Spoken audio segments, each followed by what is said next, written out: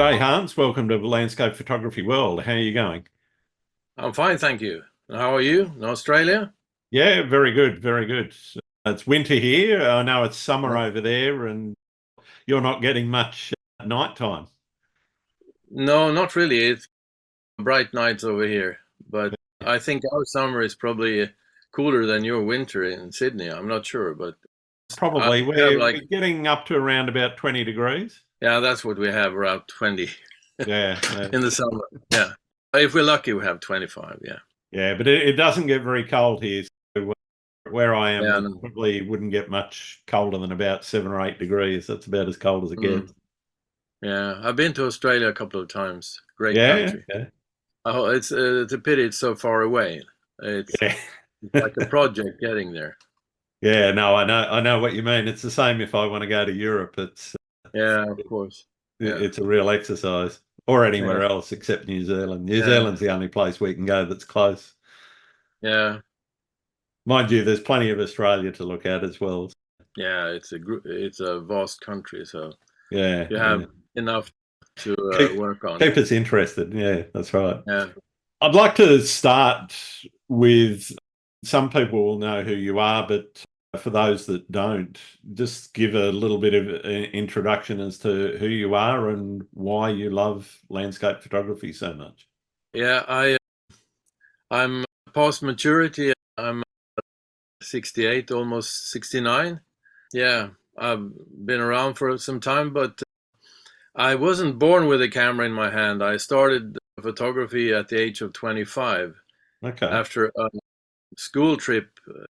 I educated myself to become an engineer, and in our class managed to raise some money from the Swedish industry to go to California for some studying.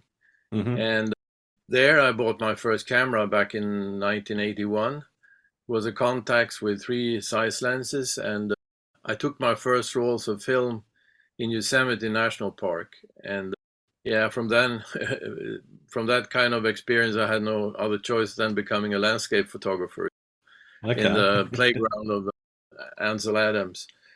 And I found it quite magical to, when I looked through the viewfinder and to put four corners on what I had in front of me. I think that's a magic that still exists for me. I still have the same kind of feeling, and that's what is pushing me.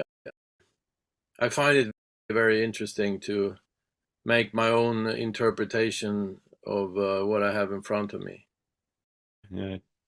And so you started photography for some 25s actually early, for others it's quite late.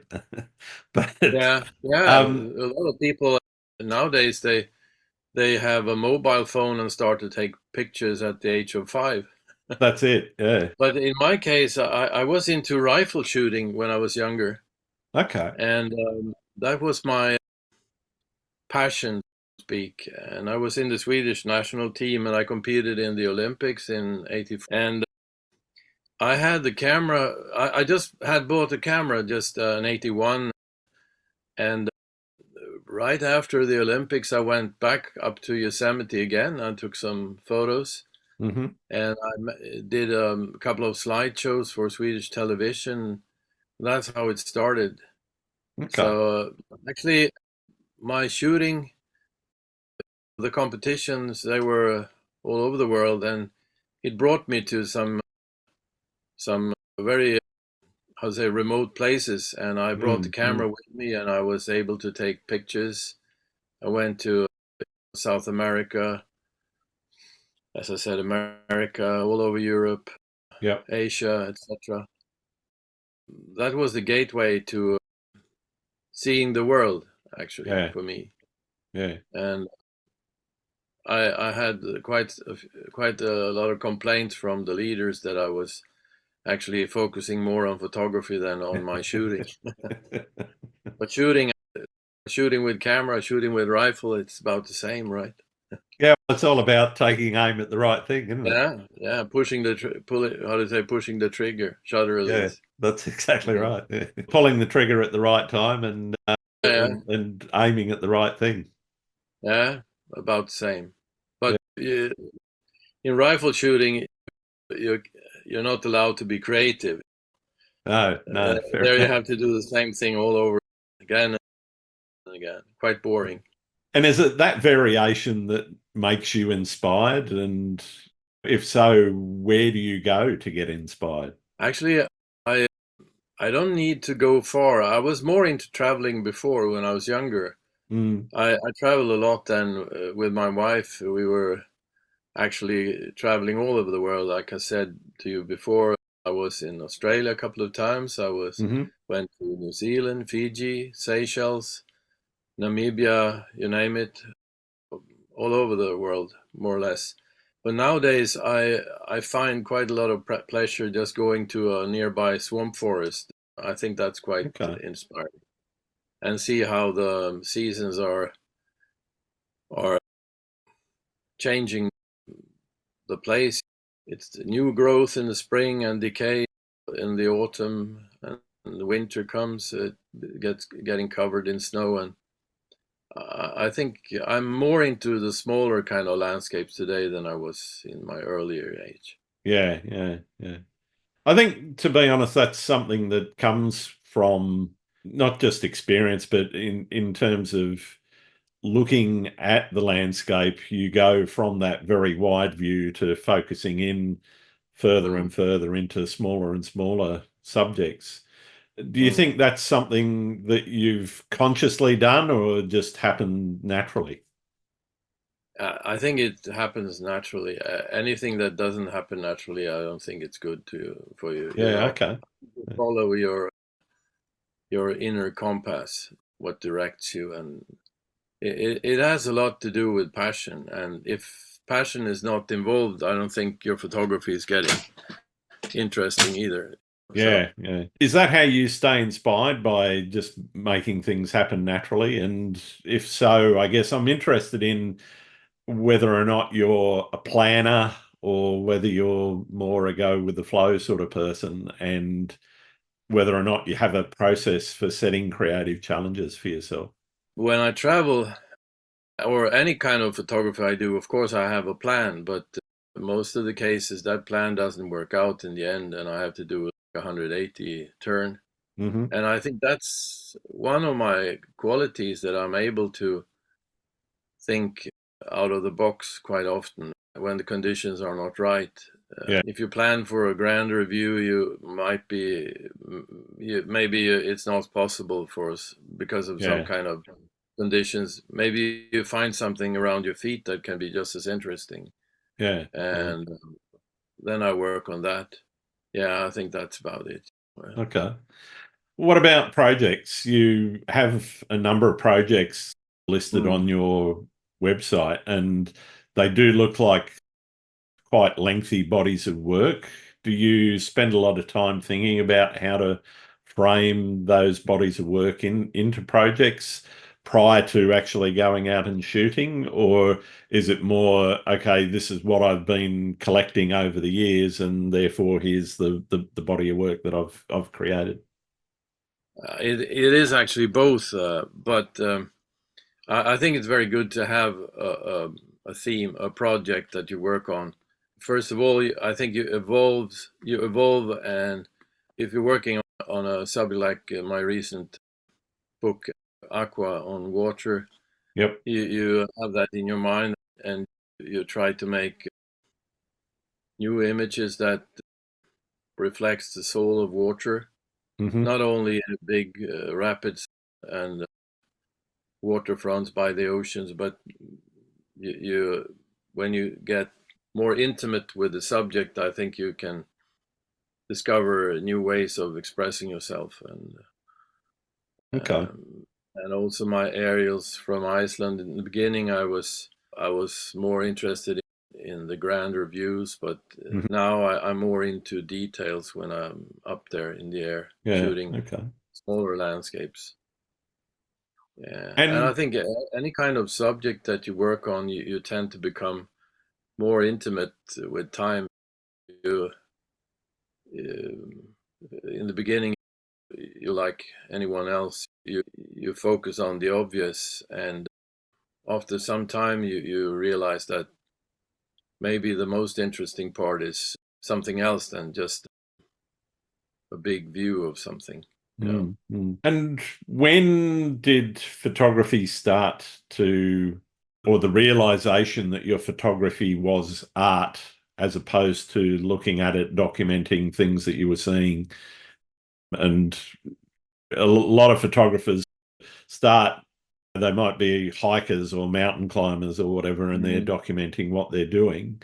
And then they start to, this change happens where they actually realize, oh, this is actually an artistic pursuit as opposed to a documentary pursuit. Did that change happen for you? And if so, can you identify when that happened? Not really. I've always been interested in creating things, and as a child I was very much into drawing and painting and stuff. And even when I was studying, I was trying to paint with oil on a canvas and so on, but I found my limitations. I had no education in that, so I reached a point where I didn't evolve anymore, and all of a sudden with a camera in my hand I could go all the way by pulling the shutter release, more or less, if I did it right from the beginning. So it's a, how to say, a shorter way to get to a final result using a camera. But it wasn't cut in stone that I should work on landscapes. In the beginning, I was doing a lot of street photography. I did portraits. I was, did all kinds of photography, and I became more successful with my landscape. So then, but I still have interest in a lot of other genres, so to speak. So I find a lot of inspiration from the old masters like Henri Cartier-Bresson. Yep. Classic street photography, documentary photography. I think that's quite important. And for me, the documentary part is still important. I think for me, it's quite essential that a photograph reflects a moment that has existed. I never tried to create something that didn't exist. Today, you have the tools to make images that you have in your head, but they never existed in reality. And then photography becomes fiction. And I think photography as an art form, it has its strength in its documentary possibilities to show something that existed and freeze it in time. And then it becomes valuable. If you alter the images too much and you change skies and you remove objects, you implement objects, etc., etc., then it's just design. It has nothing to do with documentation or freezing a moment. And I think you're on thin ice, actually. But it's a free world. But I have no interest in images that are made in a computer. I think that's I'm a bit the same. I don't find AI generated art interesting at all, really. AI has nothing to do with photography. It has absolutely, and actually not much with creativity either, because you type in a bunch of words and then boom, all of a sudden you have a picture. But who created that picture? You just at the very least, it's the algorithm, if not the programmer, if not the artists whose work it was trained on.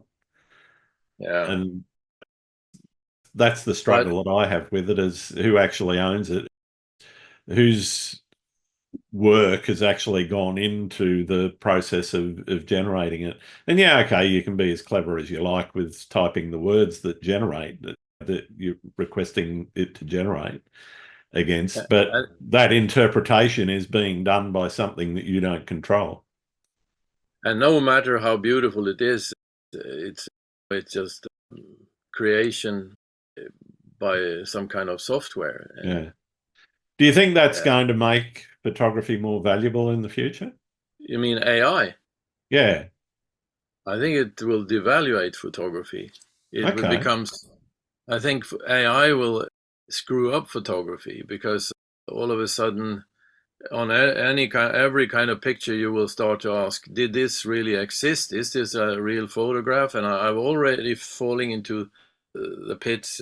And my daughter is saying, "Look at it. This is not a photograph. This is AI." Oh, holy Yeah. shit! I'm getting fooled already. Yeah, I Um, think you're right in terms of being able to distinguish what is a real photograph versus what is not. If there mm. was a way that you could verify it, and that's always going to be a challenge, particularly now with the advent of how much AI technology is both inside cameras as well as also inside things like the processing systems like Photoshop. It is actually going to be very difficult to identify what is real and what is not. I guess the question I've got though is whether or not that will make, if you're able to verify that that was a real scene and a real image that you've created with your camera, would Mm. that become more valuable than an AI generated image that was of comparable quality? I'm still waiting for the camera, a clever camera that tells me when I made the composition. The camera says, "Are you sure? You can't be serious. Gosh, move a little bit further, Yeah, closer, take a more step to to the the right." left. Yeah, that would be something. But Yeah, that I would be think composition that would be okay though. optimization technology is a little way off though. That would be okay. That would be like having a teacher with you, but it Yeah, still would yeah, reflect something that was existing.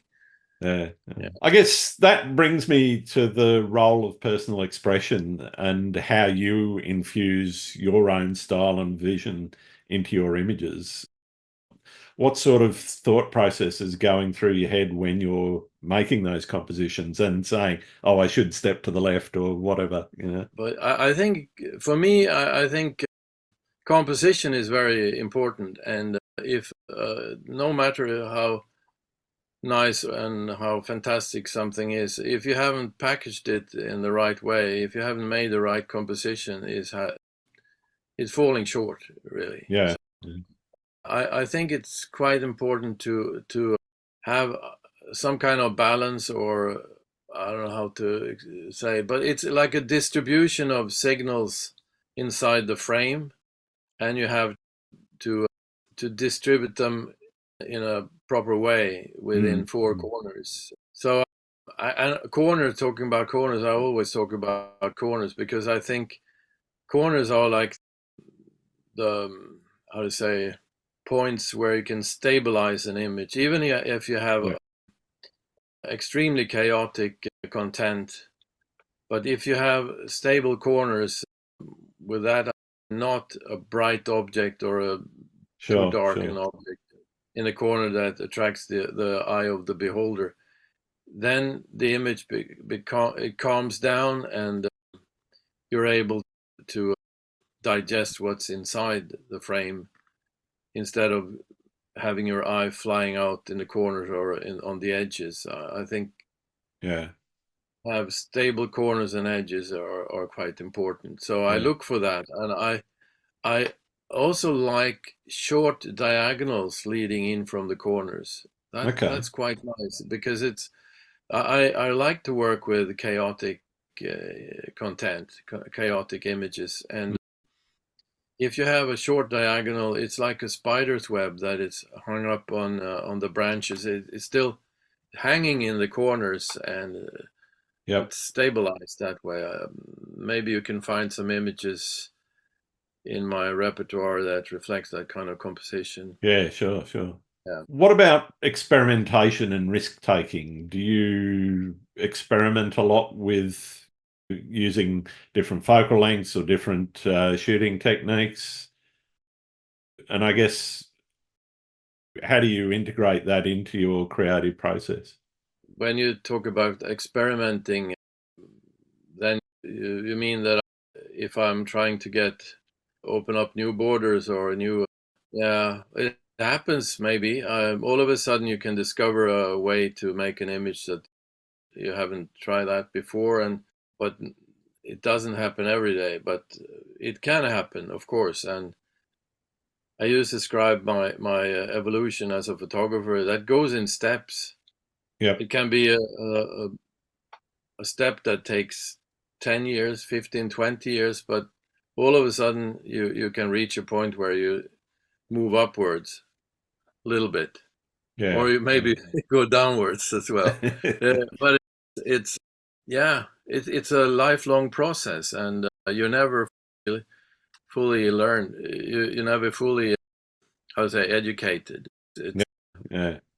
it's a continuous learning process. Yeah. And I if it think, isn't, I think it's a sign of stagnation. You you you should be, how to say, open for input from, yeah, from everywhere, more or less. yeah. And it is either you like it or you don't like it, but it's interesting to try new things sometimes. But Mm. In trying new things, that also means that sometimes you're going to have failures. How do you deal oh with the yes, of course, failures of that you course. have? Cartier-Bresson, he said, it takes a lot of milk to get some cream. So it's yeah, of course, it's and even when you're at the location, sometimes you try different kind of compositions of the same subject, and 10 of them might be bad, and but the 11th one is better than the others. And yeah, but I think it's called, how to say, research, or it's like trial and error. Yeah. Yeah. Sometimes nothing is okay, and sometimes you go out and you nail it at once, but more seldom actually. It is a good image is often a result of a lot of work. Yeah. Yeah. I totally agree there. Are there any instances that you can remember where you've come away from a shoot and just got nothing? You look at everything that you took and just go, nah, it just didn't work. Yeah, I've been to places that are quite impossible. I was on in the Seychelles Islands in '97, and on an island called Pralin, there is a national park called Vallée de Mai, where there's an endemic palm. It's Coco de Mer. It's the largest Yep. palm tree in the world, highest one, tallest one. And it was so chaotic, but still it was fantastic. I thought this is paradise, Yeah. Yeah. but it was so freaking chaotic. I wasn't able to organize anything decent. It was just a nightmare. Normally, I'm able to find some method to organize an image, but Yeah. gosh, it Yeah. was tricky. And I got some pictures, but none of them were really good, and none of them really reflected the grandeur of this place. It Mm. was just phenomenal. But I would like to go back and spend a couple of days there. I think in the end it will be like what do you call the accordion knot, Alexander the Great with a sword. What do you call it? Accordion? The Gordian knot. Yeah. Accordion knot. Yeah. Yeah. So sometimes you need a lot of time to get acquainted with the subject or a place, and sometimes Yeah. you're able to see it, nail it immediately. But I Yeah. think I most think of the time sorry, go on. yeah, I think in the most cases you need time. Yeah. I think that's very true. I've had more success with places that I've been able to visit several times than the Yeah. places where, okay, you're here for a day, and if you're lucky, you'll come away with one, maybe two good shots out of it. And there's other times where you come away and it's just, I was there, I enjoyed it, but it just didn't Mm. work photographically. Especially when you're traveling, you Oh, have one absolutely. day at a Yeah. certain spot, and you end up shooting a picture like everybody else has been doing before. Yeah. Yeah. That's a shame. That has happened to me many times, and especially in the beginning of my career when I was very much inspired by American masters like David Munch and Yep. Adams and yeah, and all those. And I went to the same spots as these guys, and I put literally my tripod in their tripod holes, and I shot the same stuff, and it didn't give me a good taste when I came back home. Had the same images, and Yeah. I never really published them either because it's embarrassing to shoot the same stuff. But that was a lesson I learned 35 years ago, and now I never go and shoot the same stuff as anyone else. It can, of course, it can happen accidentally, but Sure. not. I would never go to a place after seeing a photograph and trying to replicate that one. Trying to, No, because then you become a copycat, and yeah. that's not better to stay home and do some cooking or whatever. Fair enough. How do you define success in your photography? How do you mean? How do I Well, determine if an image what is successful photography to you? It could be making money. It could be a beautiful image. I don't know. What is it to you? definitely not money, because then you're into a pattern where you shoot what people like, just shoot what people appreciate the most. And I wish I had more of that inside me, but it's when I'm happy with an image, it's just as simple as that. When I like an image, that's success. Yeah. Okay. If I'm not getting appreciation from others, it's fine. It's sad, but it's okay. It happens quite often. I've realized that many times I have a different taste than most of people, Yeah. than the crowds speak.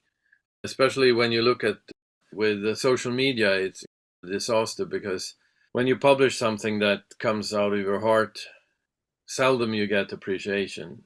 And Yeah. if you publish some freaking sunset, then you get applause from the big crowds. And I think that's destructive. If you follow that path, I don't think you will evolve at all. You will become like everybody else. Yeah. I think Be you're quite brave. right there. The thing I find quite often with the images that I love and other people don't is they're the ones that, as you said, they come from the heart. They're not a artificially created, or they're not there to please other people. They're there because you like them. And when you create an image like that, might not be financially successful or popular on social media or whatever, but you really love, I think those sometimes are some of the best ones that I know I've created. Yeah, if you go to the most successful painters, I don't think they tried to paint things that people liked. I don't think Picasso was. No, those cubistic images, the lady with the guitar or whatever they call, they're crazy images. But I don't think people were prepared for that kind of paintings when they came. And same as music, like Stravinsky with his Rite of Spring, people were throwing rotten tomatoes and eggs on him, on the orchestra at the first performance. But now with some time, it has become one of the greatest pieces ever made in music. Yeah. So I think if you just follow the taste of the common man, so to speak, I think you will never evolve. You have to be brave and do your own thing. And if you do your own thing over a long period of time, you can create a niche and create a style that is associated with you as a photographer, as an artist. Yeah, absolutely. I'm interested in how you see landscape photography being used as a tool for environmental education and advocacy, and whether or not that role photographers can play in promoting conservation efforts. All of your work has, I think, a very strong environmental impact in terms of what you're showing is not just the beauty of the earth and the way that it is naturally. You have a series or a project, I know, around man-made impacts, and that very starkly, because a lot of that is about mining and leaching of chemicals into waterways and so forth. How do you see your work, or that body of work in particular, in terms of that environmental advocacy? It became inevitable in the end. For 30 years or so, I was focused on the wild landscape, the fairly untouched parts of the world, complete wildernesses. And I was looking for those, and I thought everything else was not interesting.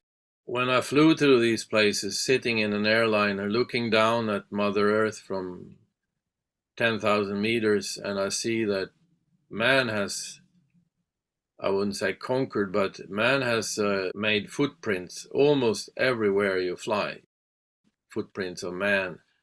And now it has reached a state where man has become the most influential force on the crust of the earth. And Yep.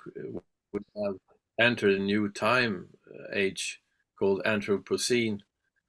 I think it's important that we look at this from, we use our skills to document that and show it to people, and this is what's happening. How is it possible that this can happen? How can it be allowed to happen? And we're just consuming every bit and piece of our planet. Yep. And give it, I can't even imagine what, if there is a planet 500 years from now, what the heck will that be? Mm. First of all, overpopulated, and I've heard that it's not possible to feed more than 11 billion people. What will be the consequence of that? It will be war, of course. Yep. It will be wars that are started just because we need to produce more food. Mm. And we also see already these geopolitical conflicts that is created because countries want to have more raw materials, Yep. more, how to say, and I'm afraid we're just in the beginning of a very difficult time. And on top of this, we have the climate problems. Yep. Have CO2 levels reaching high. We're breaking new world records this year in temperature. That's crazy. We even have, I heard that it's new type of tourism. I don't remember what they call it, but call something that people go from the hot places on Earth to cool places during their summer vacations. Okay. Amazing. It's And of usually the course, other way around. yeah, if you live in southern Spain or Greece where you have temperatures that are reaching almost 50 degrees, Yeah. you can't stand that. Of course, you have to get away somewhere. Yeah. Yeah. Imagine 50 degrees. I think they had 56 in Death Valley just a Yep. couple of weeks ago. I think they broke the old record. It was also like 56, but I think they broke it with some decimals. Yeah. Yeah. And yeah, amazing. We are in front of a lot of challenges. Yeah. And if we can, I would say, illustrate what's going on, maybe we can have some kind of influence on politicians. I don't know, but at least we can try. Yeah, I think influencing public opinion is one of the best ways of influencing politicians. And Mm. the struggle, of course, is getting people to focus and think about something for long enough to actually put that pressure on the politicians to get something to happen. And still, even though we have these problems, we have a kind of right-wing winds blowing away from getting, say, solving the environmental Yeah, problems. yeah, It's more about solving the problems with immigration nowadays.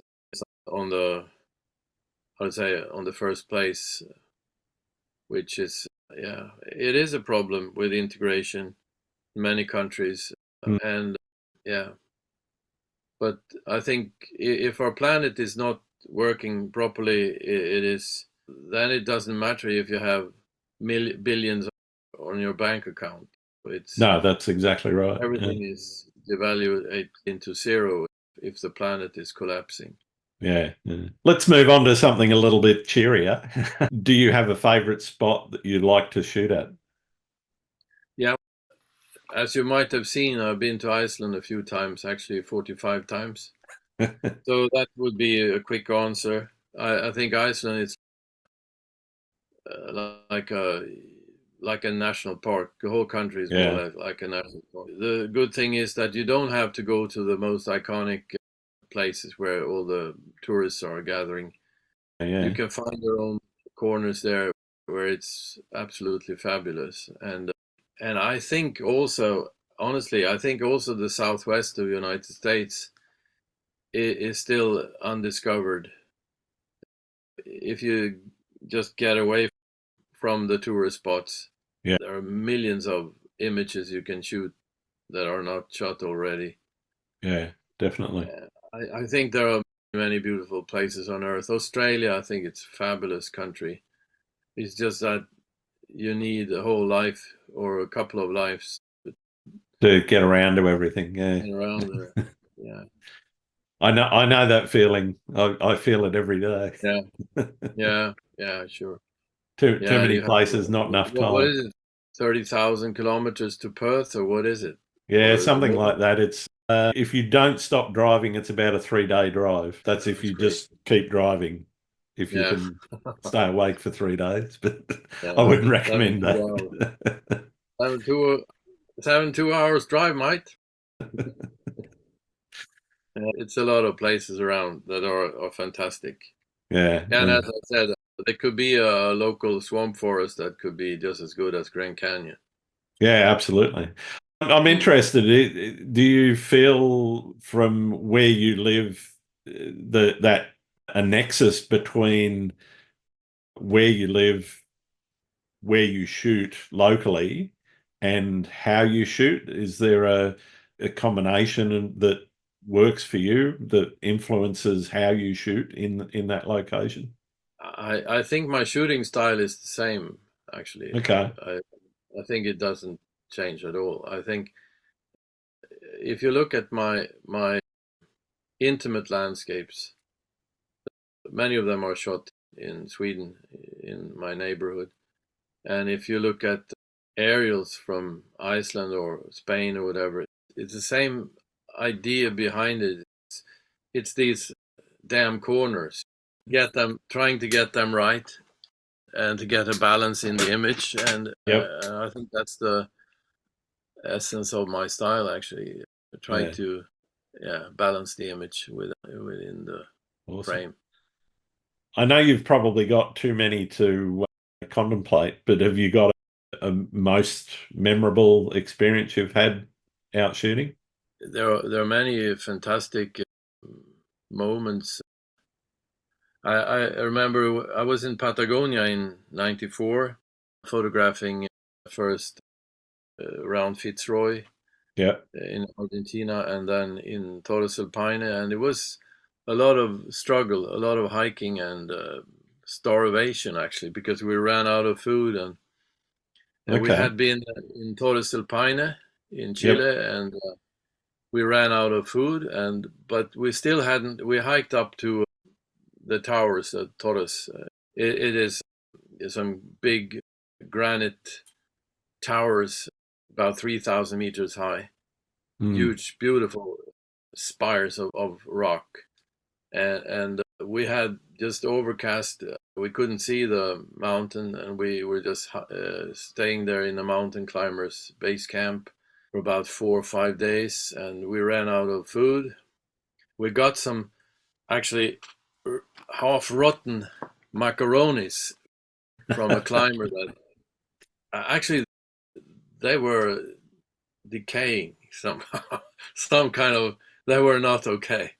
But we ate those, and then the last day we had no other opportunity than just trying. We hiked up on this moraine, and like a wonder, like a magical wonder, the clouds separated for a minute, not more Yeah. than that. Yeah. The towers popped out from the clouds, and they were lit up by the rising sun, turning into red. They've squeezed tomatoes on top of them. And then the clouds closed again and they disappeared. Yeah. And that was quite a euphoric moment, that it really worked out after all this struggle. And we were very happy. It was me and a friend of mine, and we hiked down into civilization again. And we were so hungry. And we went to a local shop there inside the park, and we bought everything you could buy. Yep. And we were spending the night in a campground, and there was a clear sky, and the stars of the southern hemisphere. You could see those, a different sky than we have at home. And we saw the mountain range, Taurus Alpine, reflecting into a lake there. It was just a magical moment. I think it was probably the happiest moment in my life after getting a child. Almost the same kind of euphoric experience. Yeah. But of course, there have been moments, shorter moments, when you're sitting in an airplane or a helicopter, and you see and you get a feeling that one, I really nailed it. But you feel that everything was perfect in the frame, and boom, it almost says like this. That quite, but it's more on. It's not as deep a feeling as this feeling I had in Patagonia, but of course, I've been around shooting for many years now. It's 40 years, and of course, there's been good moments and been bad moments. And I had also one quite interesting experience in Monument Valley in California, in Arizona. Sure. In 1990,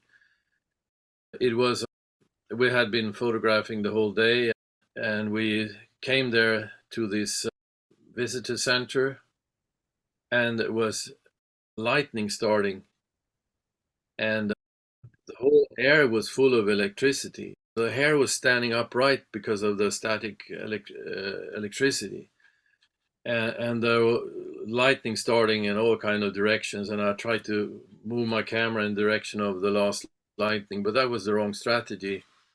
And all of a sudden, I thought maybe I should point the camera at something at an object where the lightning hadn't struck yet. Yep. So I composed an image on what's called Mitten Rock in the center of. It's a big cliff in the middle of Monument Valley.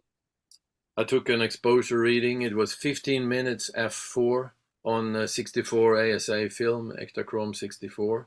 Wow. Started the exposure, locked the cable release, stood there with my hair standing right up. And after 5 minutes, there was a lightning hitting exactly into that mountain where I had my camera pointed. Yeah, incredible. And that was like winning the highest prize on lotto or whatever, the lottery. And I'm sure if I would be standing there for 20 years, I would never get the same kind of. No, that's it. Because that one really filled the frame perfectly on my Hasselblad 6x6 camera. It was just fantastic. Yeah, amazing. So that was also a very lucky experience. Euphoric. When the euphoria dies down and you're back home, are you one to go straight into editing what you've just taken, or do you leave things for a long time? I'm like a child. I'm like a child on Christmas Day. And my wife, I think, now you've been away for a few weeks, can't you just be a little bit social with me and our daughter? Can't you spend some time? But I'm quite often falling short there. I'm like a child. I want to open the packages and see what I'm able to do. But I've been less and less, eager to do it. I'm improving as a human being, as a husband and a father. But I still have my flaws there. You've got to back them up anyways. That's the most important thing. Yeah. What does processing look like for you? Do you spending hours on an image, or as short a period as possible? It's quite simple actually. I don't do much. I set the black and white point. I balance the image by kind of dodging burning procedure, Yep. and I very seldom do anything with the colors. I try to keep them as natural as possible. Sure. If I do something, I more desaturate than saturate. Yeah. Sometimes Yeah. I think greens are coming out too saturated. Mm. It's a problematic color, I think. It Yeah, was I think everyone same problem struggles with with getting them right. I think it was a struggle even with film. It Yeah. was as Yeah. green as the Fuji, as the boxes where the Velvia film came in. Mm. But only time I've seen good greens is on negative color, like 160 Portra film. I saw some British photographers working with film negative color, and those greens were very subtle, much better than the ones I get from the Yeah. digital world. I in process I use this focus stacking technique quite often. I think it's fantastic, where you're able to get everything sharp from the beginning to the end by Yeah. making a bunch of you focus on different spots until you reach the whole entire range of the scene, and you get an image that is perfectly sharp by using a software. Yeah. Yeah. And that's fantastic. I don't do much more than that. Yeah. Actually, Okay. I don't spend hours processing images. No, I don't have the stamina to do that. Fair enough. And Speaking, if it doesn't work from the beginning, I'm not sure it will work after a couple of hours of or days of processing yeah, either. I I'm know not sure. exactly what you mean there. How do you push past the creative blocks and the times when you're struggling to either take an image or create an image? Again, I didn't quite get it. What do you mean? So, have you ever experienced a creative block in your career where Aha. you're You mean, struggling to create? yeah, it's more in the field than in front of Mm. the computer. I would say if I'm not able to make something interesting in the field, I'm sure I won't be able to make it Yeah, interesting in you the can't. computer. It's hard to make it better in post production. No, I think it's impossible actually. Uh, At least with my skills, it's. I think I have to nail it in the field actually. mm, And sometimes I wake up when I'm standing there and I think that this is just a standard bloody boring picture of something. And then I don't take the picture yeah, quite often. And more now than before, I'm not really taking lots of exposures. I say no more often than I say yes, you know. In the air, when you're shooting aerials, you have to be very aggressive and shoot a lot, and then you shoot a lot of bad stuff. yeah, That happens, especially in the beginning of a flight. You shoot. It takes a while to get to know what the standard should be like. yeah. No, I get that. What about challenges facing photographers in general? What do you see as the biggest challenge facing photography right now? I think today, when everyone is posting their work on social media, I think the challenge is to have your own style and not Mm, to follow. There was a Swedish famous photographer. His name was Christer Strömholm. He's dead now. yep. He got the Hasselblad Prize maybe 20 years ago. And he said only dead fish are floating with the stream. And I think he was right there. And if you Yeah. just do the same stuff, you go to the same locations, you check the same boxes as everyone else, and then your feed, if you look at quite a lot of photographers feed on Instagram, it looks like copy paste everything. They've been to Dolomites, they've been to Patagonia, they've been to Iceland. I've been there, so I've done the same. But I don't do it right now. They go to the same places and they have the same kind of feed. But the problem is that they don't only go to. If they go to Iceland or Patagonia, they shoot the very most iconic locations Yeah. and do the same kind of composition. That's You can go to Iceland and shoot your own stuff. You don't have to go stand next to 300 other photographers. And the same with Lofoten Islands in Norway. Same with all these locations. You can do Yeah. your own stuff at these fantastic places. But the problem is that they don't do that. Quite a lot of photographers, they just shoot the iconic locations. And Yeah. I think it's a matter of a lack of time, actually, because they don't have time enough to discover the country Yeah, with to a get into some of the more no, interesting, and or then they have not seen, necessarily more interesting, but different places. Yeah.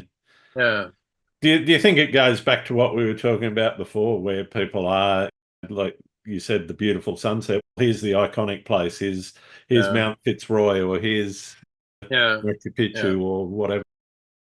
yeah. I've been to Machu Picchu, and I've taken that shot that everyone else has taken from Oh, the of guardhouse. course, yeah, yeah, sure, of course. It is. It's. I think it's an effect of lack of time. Yeah. With more time, photographers would be more get deeper into the subject and get more individual images. But most of us, we have a week or two, and we Yeah. have a travel schedule, and then we end up shooting Yeah. same shit as everyone else. Where do you see photography's place in society going? Actually, it's never been as popular as it is today. Oh, Everyone is shooting absolutely. Yeah, with mobile phones, but it has never been as difficult as it is today to make your living from photography. definitely. Because in my case, I was making my living from stock photography, from archive. I was with big agencies like Getty and Corbis, etc. And I delivered images to them, and they fed me. And that Yeah. stopped completely. It's zero income from agencies today, at least for me. And there isn't much left, and then teaching workshops and selling some prints now and Yep. then. But now everybody is teaching workshops, so that's also very competitive. Yeah, absolutely. And we have only one planet, and in the end, the people who are joining these workshops, they've been everywhere. After 10 years, they've been to all the places, and then we need another planet. Yeah. So I think it's photography is something that people are enjoying. Everyone is enjoying taking pictures more than Mm. ever before. But Yeah, I don't know if definitely. it's evolving. I don't know if it's evolving or if it's on a decline. I don't know. I Yeah. can't tell. Yeah, I think it's hard to tell whether or not it's on the up or on the way down. I think What? using AI, implementing that in the photography is definitely a decline because Yeah. that will Yeah. dilute the the essence of the of real photography or the real way. Photography is the art of seeing, Mm. and if you don't see things and you just push some buttons and get an image, then I don't think it's worth anything. Yeah, I totally agree. What's the best and or worst piece of advice anyone's given you? I don't think I haven't got so many advices, actually. Honestly, I have never taken any courses, or I'm autodidact, self-taught. So I'm telling myself things now and then. I think the best advice I can give someone is to do your own thing, and do your own thing in such an extent that you create a niche. Don't Yeah. just, if you have a good idea, try to stick to that idea and be brave.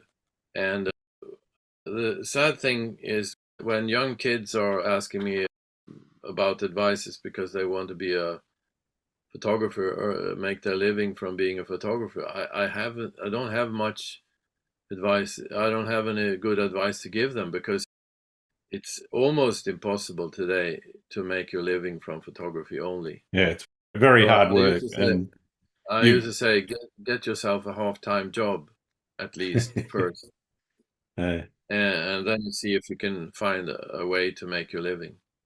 But yeah, there are creative people who are able to make a good living out of photography, for sure. But it's not easy. It was much easier when I started yeah, 30, 40 yeah. years ago. It's. I think it's very difficult to get it out of landscape. You might get some travel work or something like that, Mm, but I think most photographers these days, if they're not supplementing through workshops, they're mm, having to go down the route of doing event photography or weddings or portraits yeah. or Mm, real estate photography or something like that. yeah. And that's what I'm doing to try and supplement as well as Yeah. going into other genres other than landscape. Mm, Landscape's where the passion is, but yeah. it's not where the money is. No, not really. It's become more and more difficult because landscape is some kind of obvious subject, Yeah, and yeah, everybody can shoot that. yeah, You don't need special permits. At least most of the cases, you can go yeah, places. Whereas if you're shooting special, like you say, special real estate or shooting celebrities, etc., that's a closed environment. Shooting celebrities is absolutely. something that, if you go to art galleries today, that's the main subject. That's Yep, what's selling.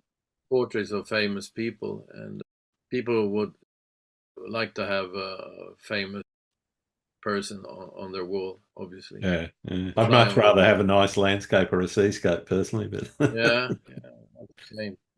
yeah, We have to teach them to look at things in a different way. yeah. What's your favorite thing about being a photographer? It's a freedom of.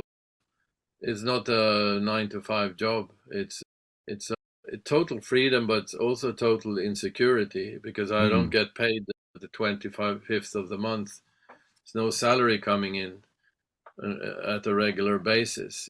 yeah, It's That's the downside, because it's always a struggle. For me, has always been a struggle to survive. But yeah, it's a good life quality. yeah, It's absolutely. I do what I want, and I've seen a lot of places. If I die tomorrow, I'm still happy that I've seen so many places and experienced so many fantastic things. Yeah, fantastic. Whereas if you're sitting inside an office from 9 to 5, what is not very interesting. No, And I totally think a agree. lot of those people with regular jobs, they are longing for their vacations. Whereas I don't long for any vacation, because I don't need a vacation. My whole life is a vacation Yeah, in that yeah, respect, because I do interesting things. fantastic. Yeah. Who do you think I should be talking to on the podcast? Have you tried Ragnar Axelsson in Iceland? Not yet, no. He is on my list though. Yeah. He is a very interesting person. Hmm, Yeah, has a lot of stories to tell, and is a fantastic photographer. awesome. Yeah. We'll see. Yeah, in Australia, do you know Chris Bell, Yes. Tasmanian? Yep. He's a good friend of mine. I haven't met him for a few years now, but he's working a lot, and he's one of the old masters that, yeah, is really, I mean, technically skilled and Hmm. knows what he's doing. Yeah, difficult question. There's so many good photographers No, around. that's it. There's always a long list. I'm never going to Yeah, run out of people to talk to. yeah. All right, I've got one more question for you, and it's for some people a really important issue, whether it's photography related or not. Do you like pineapple on pizza? Good question. Honestly, not really. No? Those what they call a Hawaii. Yeah. Pizza, no, not really. But I'm not so picky. I can eat almost anything, but it's not on my. It's not a favorite pineapple on a pizza. But I like Oh, vegetarian pizzas a lot. I like those. Much better than the ones with ham and sausages. And when yeah. I eat pizza, I always order a vegetarian pizza.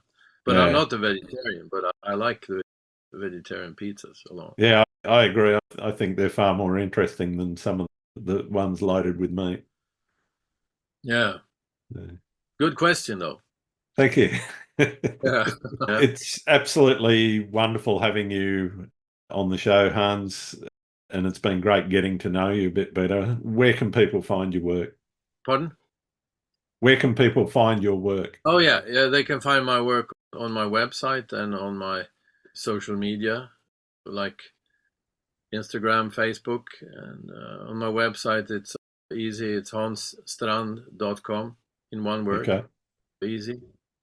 fantastic. Thank you very much, Hans. Yeah. Take care. You too. Good talking to you. Thanks again for listening to Landscape Photography World. I hope you enjoyed the show and keep listening because I'll be joined by some great guests in upcoming episodes. You can find my work in this podcast at grantswinburnphotography.com along with prints and photography gear. I'm also on Vero, Twitter, YouTube, Instagram and Facebook. I'm Grant Swinburne. Hope to see you out shooting soon.